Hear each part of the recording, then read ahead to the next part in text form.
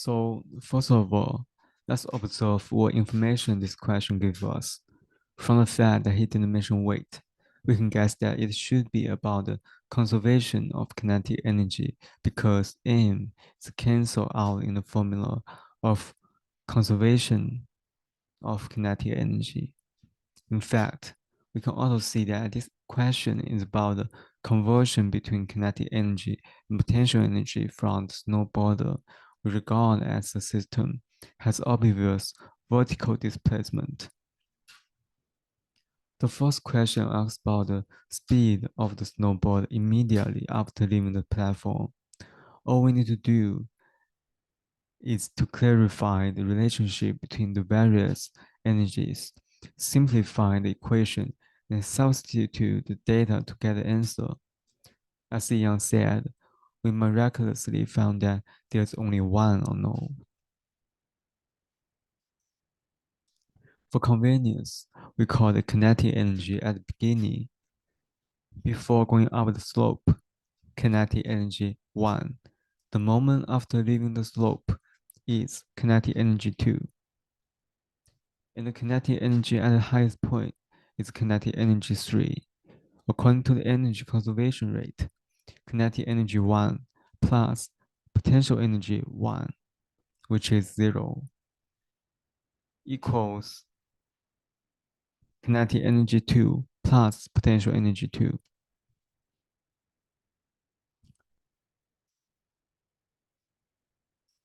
So, yeah, according to the formula we have known to calculate kinetic energy and potential energy, simplify this equation to get this equation, and then find that only velocity 2 is unknown. Just substitute the data and we can get a 5.7. The second and third question have strong coherence, and there are few ideas to solve the second questions, so it will be more difficult. We must first understand that what the highest point represents and what is the speed of the highest point that we need. So could it be 0? Impossible. We got the information of ignore air resistance from the beginning, and we know that two mutually perpendicular forces can be understood as not interfering with each other, just like the x-axis and the y-axis. The highest point means that it will not continue to rise. Then it means that it will not receive any upward force when it is at the highest point. Then we can say that when it is at the highest point, it only receives two forces. The first one is the parallel force when leaving the slope. The upward force has disappeared at the highest point. You can say it transforms into the potential energy. The second one is gravity, but like I said before, the two vertical forces do not interfere with each other, so we can ignore it in this question.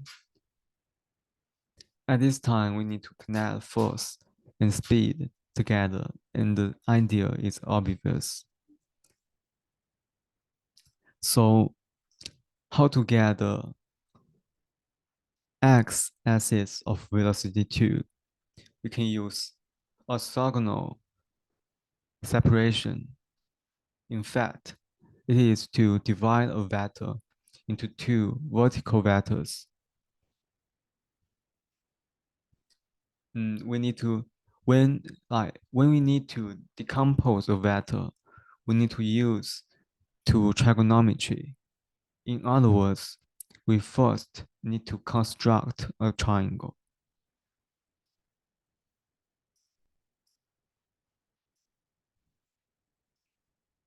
This triangle is necessary, and this angle must be 45 degrees. So we can use trigonometry functions to find the final answer. Yes. Mhm.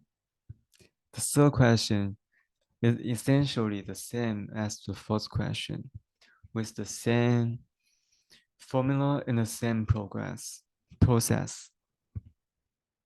but the unknown are different.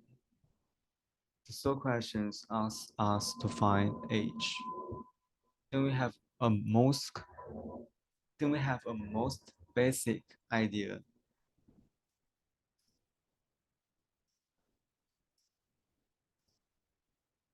Like, yes, put the highest height of the point minus 0.32 is h. So if we find the height at the highest point, we find h.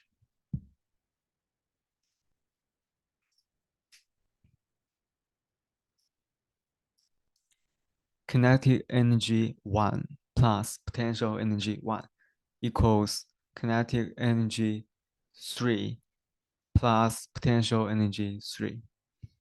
After simplification, we can get the answer.